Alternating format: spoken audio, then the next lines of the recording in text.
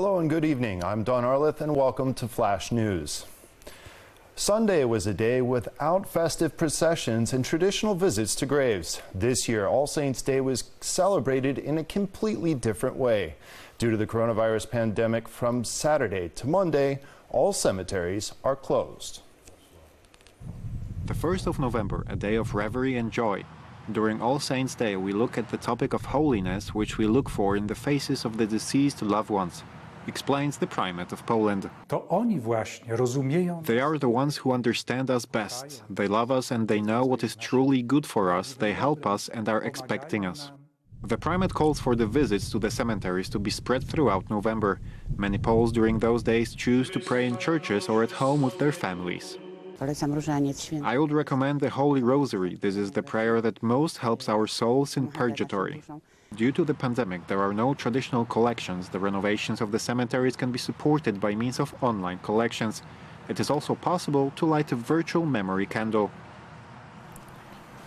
Due to the difficult epidemic situation, Polish officials decided that cemeteries should be closed during the weekend. But the graves of Poles are located not only in Poland, they are also, among others, in the United Kingdom. As every year, the Polish Embassy, together with other Polish organizations, carried out the Grave Candle Initiative, in which Polish graves were cleaned up and candles were lit in London cemeteries. There are a lot of Polish organizations, volunteers all over Vilnius, not only in London. Also this year, despite the pandemic, we are very impressed with how many Poles still care about ancestors. In Great Britain, over 45,000 Poles are buried at 1,057 cemeteries. Every year, the Embassy in London supports Polish organizations that take care of Polish graves and memorial sites. It helps to buy candles and cleaning products. The Embassy is also involved in renovation of Polish tombstones. It is an expensive process which also requires the contributions of other organizations. The initiative is supported by the Institute of National Remembrance and the Ministry of Culture and National Heritage. All Saints' Day in Italy also saw many cemeteries closed down through Monday. Many celebrations and services were canceled as well. However, Pope Francis met with the faithful to pray the Angelus in St. Peter's Square. In the afternoon, I will celebrate a Mass at the cemetery of Campo Santo Teutonico in the Vatican for the deceased. In this way, I am spiritually connected with people who during these days, observing the sanitary regulations, go to pray at the graves of their loved ones around the world. The Pope had previously issued a decree that would allow for an indulgence for the dead during prayers and visits to the graves through the end of November. This is to reduce the number of visitors to the cemeteries, as the number of infections on the Apennine Peninsula is increasing dramatically on a daily basis. All medical personnel fighting against COVID-19, including paramedics and lab technicians, will receive double their current wages. The Minister of Health ordered the head of the National Health Fund to do so. Over 17,000 cases were reported in Poland in the last 24 hours. 152 people have died, and almost 50,000 tests were carried out. Doctors, paramedics, analytics of hospital laboratories, the staff fighting the pandemic on the front line will be paid twice as much. This is very good information. I know what a hard job it is not to be afraid while being exposed to the virus. Almost 50,000 tests were performed on the last day. The government decided that fast antigen tests will also be used to determine coronavirus infections. They are to be mainly helpful in the emergency rooms so as to improve their work.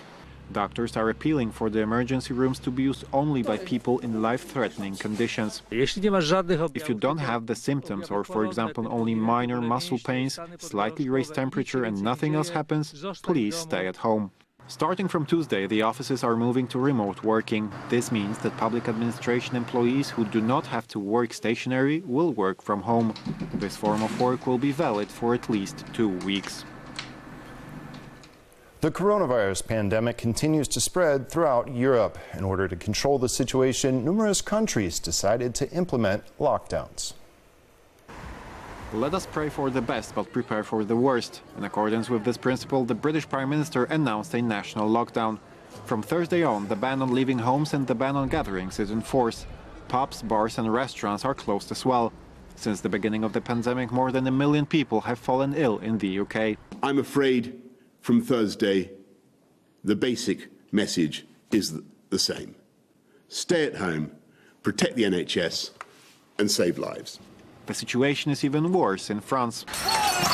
In the midst of the fight against the coronavirus in Spain, mass protests broke out against the freezing of the economy. Government officials claim that this is in order to prevent so many people from dying. It is worth thinking about this, especially at a time when we remember those who passed away. Since the beginning of the pandemic, over 1,200,000 people have died. Each of them is a separate story to tell about how difficult it is to say goodbye to someone who was so close all their lives. Hopelessness and helplessness, that we wouldn't have anything that we could do even if we wanted to hold her hand or to be with her. When Keiko Neutz was sick due to COVID-19 on the 30th of March 2020, she was dying. Her whole family was with her in this symbolic way. Great-grandchildren, grandchildren, and children as well. I said, "I love you, Mom," and she responded back, "I love you." And I cannot tell you what that meant to me. Such goodbyes are the hardest.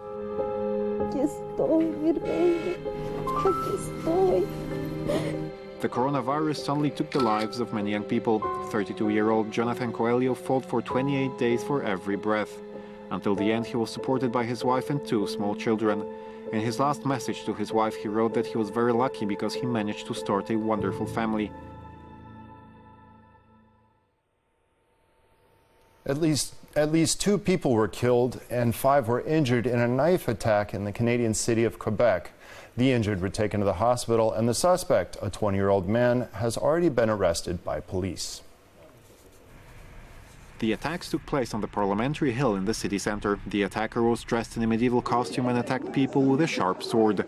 Shortly after the attack, the police called on residents to stay in their homes and avoid the Parliamentary Hill, where the historical seat of the provincial parliament is located and where the attacks took place.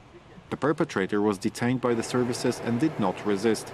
The police reported the attacker came to the center of Quebec from the suburbs and that from the beginning he intended to do the most harm possible.